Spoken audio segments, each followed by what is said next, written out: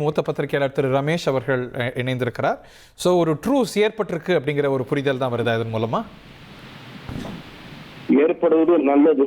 ஏனென்றால் இந்த ட்ரூஸ் ஏற்படுகிற வரை எல்லோரும் சேர்ந்து காட்சி அளித்து பேட்டி அளிக்கிற வரை இது உறுதியில்லை. 4-5 நாட்களாக இந்த பேச்சுவார்த்தைகள் போய்கொண்டிருக்கின்றன. முதலில் 2 நாட்கள் நடந்தன. அதன் பிறகு மீண்டும் பேசுகிறோம், திங்கட்கிழமைக்கு மேல் உங்களுக்கு சொல்லுகிறோம் என்று சொல்லி அனுப்பினார்கள். திங்கட்கிழமை எந்த தகவலும் வரவில்லை. அதன் பிறகு இன்றைக்கு மீண்டும் பேச்சுவார்த்தை தொடங்கி இருக்கிறது. நிறைய ஈகோ, தன்முனைப்பு, அதாவது விட்டுக் கொடுக்காத தன்மை, இதெல்லாம் தான் இந்த பேச்சுவார்த்தையில் ஏற்படுகிற தாமதத்திற்கு காரணம். அவரவர்களுக்கு திரும்ப அதே பொறுப்புகளை வழங்குவதில் சிக்கல் இருக்கிறது. ஆகவே அந்த நிபந்தனை எல்லாம் விதித்து விட்டு வாருங்கள் என்று அந்த நிபந்தனைகளை எல்லாம் கைவிட்டு விட்டு வாருங்கள் என்று திரு எடப்பாடி பழனிசாமி கூறுவதாக நான் கேள்விப்படுகிறேன்.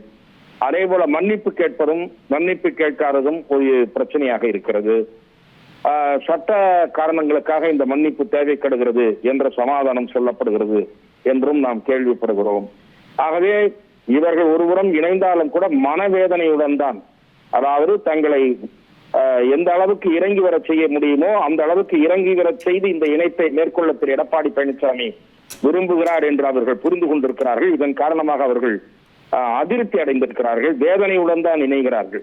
அதற்கு காரணம் கட்சியினுடைய கீழ்மட்ட நிர்வாகிகள் சோர்வடைந்து விடுவார்கள், கட்சி பலவீனப்படும், இது தவறான சமிக்ஞைகளை அனுப்பும், மேலும் 1-2 பேர் தாவேகா பக்கம் தாவுவதற்கு சூழல் உருவாகிவிடும்.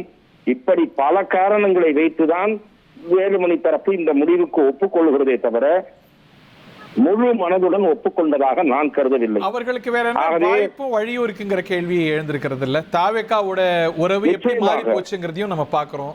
அவங்க தரப்புல அவர்கள் தாவேகாவால் ஏமாற்றப்பட்டார்கள். தாவேகாவால் அவர்கள் ஏமாற்றப்பட்டார்கள். சொல்ல போனால் திரு ஆதவ அர்ஜுனா அவர்களால் ஏமாற்றப்பட்டார்கள் என்று கூட கூறலாம் என்று ஒரு நண்பர் கூறுகிறார். அது எந்த அளவு உண்மை என்று தெரியாது. இன்றைக்கு திரு ஆதவ அர்ஜுனா தான் அங்கே இயக்குநராக இருக்கிறார், அந்த கட்சியினுடைய இயக்குநராக இருக்கிறார் என்று கேள்விப்படுகிறோம். திரு விஜய் அவர்களுக்கு பெருமை சேர்க்கிற நிகழ்வுகள் கடந்த சில தினங்களாக நடைபெறவில்லை.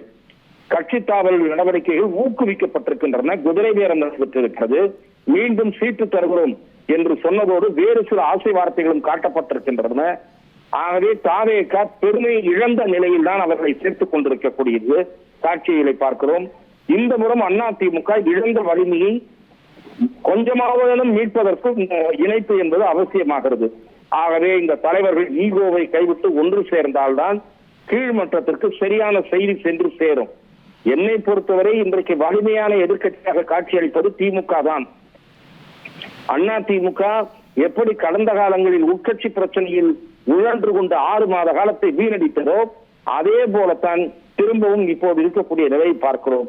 மிக விரைவாக ஒன்றுபட்டு வலிமையான எதிர்க்கட்சியாக அதிமுக பழையபடி வீரிய மூலம் செயல்படுவதற்கு இவர்கள் அனைவரும் சிந்தித்தால் அந்த கட்சி காப்பாற்றப்படும். நிறைய கசப்பான கருத்துக்கள் 2 தரப்பிலையும் பரிமாறப்பட்டிருக்கிறது. இப்போ இந்த இணைப்பு நடந்தால் கூட, இந்த அணிகள் இணைந்தாலும் கூட மனங்கள் முழுசா இணைந்து செயல்படுமா? ஒருவர் ஏதோ ஒரு வகையில ஒரு சஸ்பிஷனோட தான் அணுகிறதுக்கான சூழல் இருக்கும்னு நினைக்கிறீங்களா? இல்ல எல்லாம் கடந்து போயிடுமா? இல்ல, அப்படி கலந்து போவதுதான் நல்லது. நிறைய விஷயங்கள் கசப்பாக பேசப்பட்டிருக்கின்றன என்று பார்த்தால் திராவிட முன்னேற்ற கழகத்தை பற்றியும் அப்படி சொல்ல முடியும். நீங்கள் வைகோ பேசாத பேச்சா, பிறகு எப்படி இணைந்து கொண்டார்கள்? ஆகவே இவர்கள் வைத்த விமர்சனம் ஓரளவு விமர்சனங்களை பயன்படுத்தி இருக்கிறார்கள், வைத்திருக்கிறார்கள், 2 தரப்பிலும் வைத்திருக்கிறார்கள். இவற்றை அந்த கசப்பை மறந்து ஒருமித்த கோணத்துடன் சிந்தித்து செயல்படுகிறார்கள் என்பதை காட்ட வேண்டும், நடத்தையிலும் இருக்க வேண்டும். அது அவர்களுக்கு பதவி அளிப்பதன் மூலமும், கலந்து பேசுவதன் மூலமும், ஒரு குழு அமைப்பதன் மூலமும், அவர்களுக்கும் உரிய முக்கியத்துவம் தருவதன் மூலமும் தான் இந்த காட்சிகளை நீங்கள் வெளிப்படுத்த முடியும். அப்படி நடைபெறப் போகிறதா, இல்லது ஒவ்வொருவரையாக ஓரம் கட்டுகிற வேலை செய்வார்களா? அப்படி செய்தால் கட்சி மீண்டும் பாதாளத்திற்கு போகும், சரிவை சந்திக்கும். இப்ப எஸ்பி வேலுமணியோ, விஜயபாஸ்கரோ, சி.வி. சண்முகமோ முக்கிய பொறுப்புகளை அலங்கரித்தவங்க. ஸோ அவங்க உள்ள இணைந்து செயல்படும் பொழுது பழைய பதவிகள் ரீஸ்டோர் ஆகலை அப்படின்னா அது அவங்களுடைய பொசிஷன் அன்டெனபிள் ஆக்கிடாதா கட்சிக்குள்ள? நிச்சயமாக அது தவறான சமிக்ஞைகளை தரும். மீண்டும் இவர்கள் ஒரு குழுவாக செயல்படக்கூடிய, ரகசியமாகவோ வெளிப்படையாகவோ செயல்படக்கூடிய சூழலும் உருவாகும். எப்படி பார்த்தாலும் திரு எடப்பாடி பழனிசாமி அவர்கள் செல்வி ஜெயலலிதா, எம்ஜிஆர் ஆகியோரை போன்ற ஒரு ஆளுமை மிக்க தலைவர் அல்ல. அதை நன்கு உணர்ந்து கொள்ள வேண்டும்.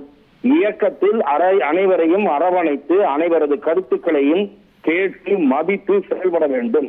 அப்படி செயல்படாவிட்டால் குழு மனப்பான்மை தொடரும்.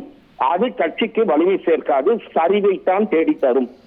இதற்கு நிறைய இம்ப்ளிகேஷன்ஸ் இருக்கிறத பார்க்கின்றோம். அதிமுக தாவேகா உறவு எப்படி உருமாறும்னு நினைக்கிறீங்க? இந்த 2 வாரத்துல வெவ்வேறு வடிவங்கள் எடுத்திருக்கிறது, வெவ்வேறு குழுக்கள் வெவ்வேறு நிலைப்பாடுகளை எடுத்திருக்கிறாங்க. ஸோ இப்போ அதிமுகலேருந்து அடுத்தடுத்து எம்எல்ஏக்கள் விலகி தாவேகாவுக்கு போறாங்க. இதை 2 சைடும் எப்படி பார்ப்பாங்க? ஒன்னா சேர்ந்து எப்படி அணுகுவாங்க? தாவேகாவோட உறவு எப்படி பரிமளிக்கும்? ஒரு திமுக எடுப்பது போல தாவேகா எதிர்ப்பு நிலையத்தான் அதிமுக ஒருங்கிணைந்து எடுக்க வாய்ப்பு இருக்கா? நிச்சயமாக தாவேகா ஆட்சியின் செயல்பாட்டை பொறுத்துதான் அதிமுகவின் ஆதரவும் எதிர்ப்பும் இருக்க வேண்டும். 1,28,00,000 மனங்களை வென்ற தந்தி டிவி யூடியூப் சேனல். தவிர்க்க முடியாத தம்ப்நெயில், கலக்கலான கான்டென்ட்ஸ். நீங்களும் இந்த குடும்பத்தில் இணைய இப்பவே சப்ஸ்கிரைப் பண்ணுங்க. அசுரபலம் கொண்ட எங்கள் டிஜிட்டல் கரங்களில் உங்கள் விளம்பரங்களை சேர்க்க வாட்ஸ்அப் பண்ணுங்க. 8939888838. Email advtthanditv@dttv.in.